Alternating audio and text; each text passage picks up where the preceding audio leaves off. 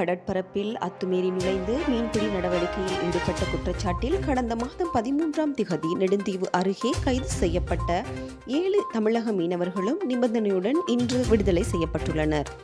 யாழ்ப்பாணம் ஊர்காவற்துறை நீதவான் நீதிமன்றில் ஆஜர்படுத்தப்பட்ட போதே மேற்படி உத்தரவு பிறப்பிக்கப்பட்டுள்ளது.